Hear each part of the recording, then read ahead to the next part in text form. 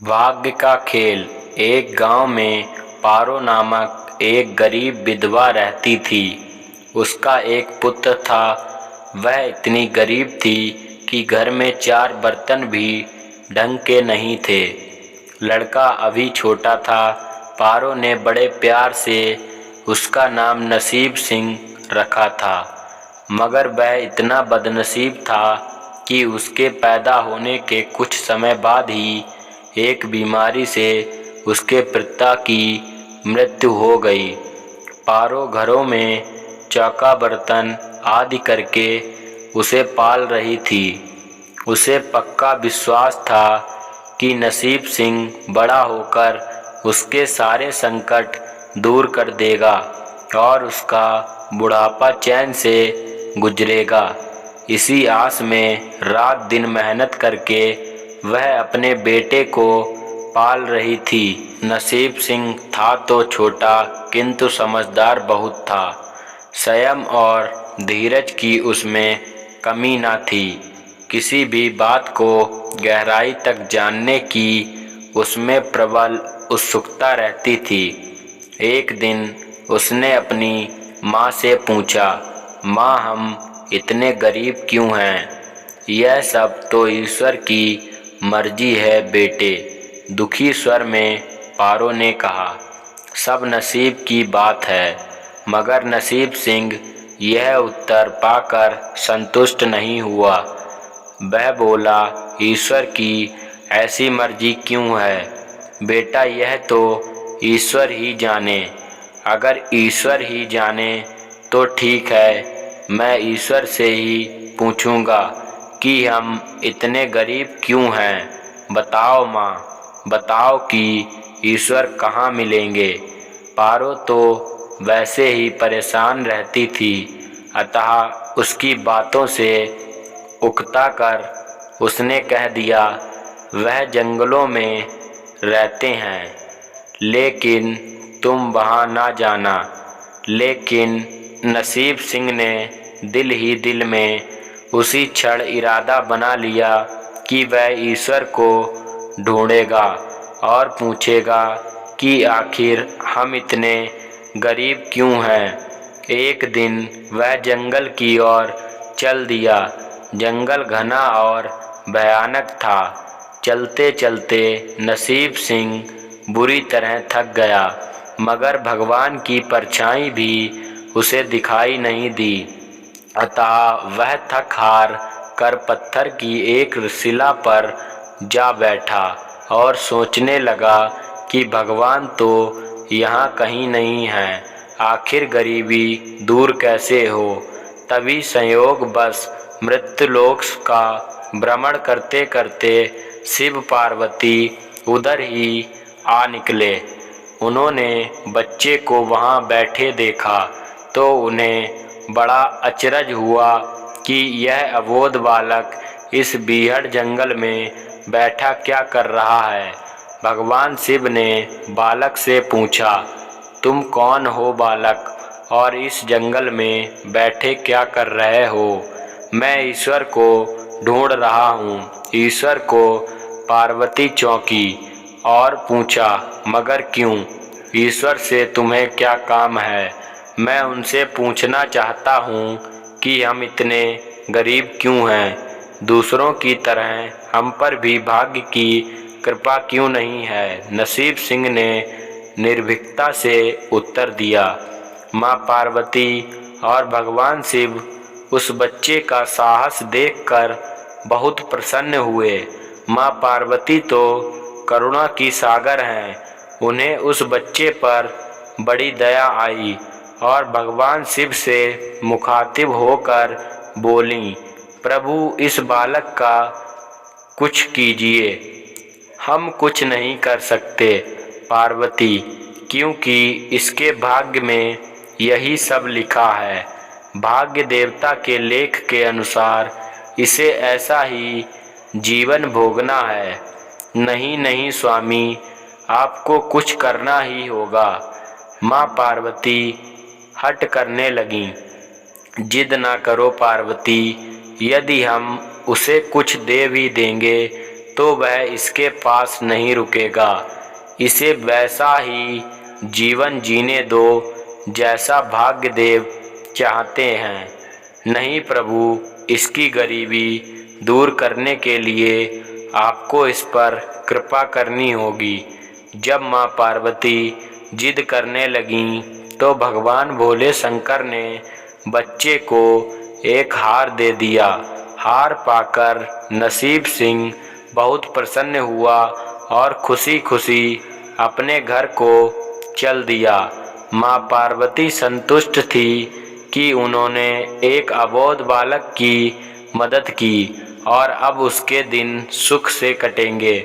लेकिन त्रिकालदर्शी भोले बाबा जानते थे कि यह हार उसके पास रहेगा ही नहीं। चलते चलते नसीब सिंह के पेट में अचानक दर्द उठा और वह सोच के लिए इधर उधर देखने लगा। उसने भगवान शिव का दिया हार पत्थर की एक शिला पर रख दिया और झाड़ियों के पीछे चला गया। तभी एक चील कहीं से उड़ती हुई आई और उस हार को उठाकर उड़ गई। अरे मेरा हार! सब कुछ भूलकर लड़का चील के पीछे भागा, मगर कब तक वह चील का पीछा करता, कैसे पकड़ता उसे। एकाध बार पत्थर उठाकर उसने चील को मारने की कोशिश की, किंतु चील अधिक ऊंचाई पर थी। कुछ ही पलों में चील उसकी नज़रों से ओझल हो गई तो वह बड़ा दुखी हुआ और रोते रोते अपने घर की ओर चल दिया। घर पहुंचकर उसने माँ को सारी बात बताई, मगर पारो को उसकी बात पर बिल्कुल भी विश्वास नहीं हुआ। हाँ, उसकी बात सुनकर थोड़ी सी उदास अवश्य हो गई, लेकिन नसीब सिंह माँ की उदासीनता देखकर हतोत्साहित नहीं हुआ। उसने मन ही मन निर्णय लिया कि वह कल फिर वहीं जाएगा और भगवान शिव पार्वती को अपनी विपदा सुनाएगा। उसका विश्वास था कि भगवान शिव उस धूर्त चील को अवश्य ही दंड देंगे। भगवान शिव ने पार्वती से कहा, देखो उसके पास कल वाला हार नहीं रहा, उसे एक चील ले उड़ी है और दूसरा हार पाने व उस चील को दंड दिलवाने की इच्छा लिए वह लड़का आज फिर आया है। पार्वती देवी ने फिर भगवान शिव से प्रार्थना की, आप चाहे चील को दंड दें या ना दें, किंतु इस लड़के की सहायता करके इसकी निर्धनता को दूर करें। हम अब कुछ नहीं कर सकते देवी। यदि तुम जिद करती हो तो हम ब्रह्मा से कहते हैं, वही इस बालक की कुछ सहायता करेंगे। कहकर भगवान शिव ने ब्रह्मा जी को बुलाया और सारी बात बताकर आग्रह किया कि आप ही इसकी कुछ मदद करें। तब ब्रह्मा जी ने लड़के को हीरे की एक अंगूठी दे दी। लड़के ने अंगूठी जेब में रखी और खुशी खुशी अपने घर चल दिया। उसने सोच लिया था कि वह अब एक पल के लिए भी अंगूठी को अपने से अलग नहीं करेगा। चलते चलते अचानक उसे प्यास लगी। वह सरोवर के किनारे पहुंचा और जैसे ही वह चुल्लू भरकर पानी पीने के लिए झुका, वैसे ही उसकी जेब से अंगूठी निकलकर पानी में जा गिरी और इससे पहले कि वह उठाता एक मछली उसे निगल गई। नसीब सिंह फिर रोते रोते घर आया और माँ को सारी बात बताई। बेटा, जब तक भाग्य में नहीं है तब तक कोई भी चीज़ नहीं रुकेगी। माँ ने उसे दिलासा देते हुए कहा, जब भाग्य देवता खुश होंगे तो मिट्टी भी सोना बन जाएगी, मगर इस प्रकार किसी के देने से हमारी गरीबी दूर नहीं होगी। उसे समझाकर माँ अपने काम में लग गई। मगर नसीब सिंह भी हार मानने वाला नहीं था। उसने मन ही मन सोच लिया था कि वह कल फिर जाएगा। तीसरे दिन वह फिर जा पहुंचा। शिव और पार्वती उसका यह साहस देखकर बहुत खुश हुए। शिव जी ने इस बार ब्रह्मा जी के पास जाकर बात की कि वह लड़का तो बड़ा साहसी है, इसका कुछ उद्धार किया जाना चाहिए। तब ब्रह्मा जी ने सलाह दी कि हमें भगवान श्री हरि के पास जाना चाहिए, वही इसका कोई हल बताएंगे। अतः वह श्री हरि के पास जा पहुँचे। पूरी बात सुनकर भगवान विष्णु ने नसीब सिंह को कुछ हीरे दिए। हीरे पाकर वह बहुत खुश हुआ और इस बार बिना कहीं रुके उसने सीधे अपने घर जाने का निश्चय किया, क्योंकि 2 बार उसकी चीज़ें खो चुकी थीं। जब वह घर पहुंचा, माँ घर पर नहीं थी। अतः नसीब सिंह ने हीरे एक लोटे में रखकर कोने में छिपा दिए और माँ को ढूंढने निकल पड़ा। वह मन ही मन सोचने लगा कि अब माँ को किसी के घर काम करने की क्या आवश्यकता है, अब तो वह भी अमीर बन गए हैं। उधर पीछे से चोर उसके घर में घुसे और जो भी सामान हाथ लगा लेकर भाग निकले। उस सामान में लोटा भी था जिसमें हीरे रखे थे। जब वह माँ के साथ वापस आया तो देखा कि हीरे गायब थे। इतना ही नहीं, घर का दूसरा सामान भी गायब था। अब तो उसकी माँ को बहुत गुस्सा आया। वह बोली, क्यों मुझे नई नई कहानियाँ सुनाकर पागल बनाता जा रहा है। सारा दिन आवारा की तरह इधर उधर भटकता रहता है और शाम को पिटाई के डर से कोई नई कहानी सुना देता है। माँ की डांट सुनकर लड़का रोने लगा।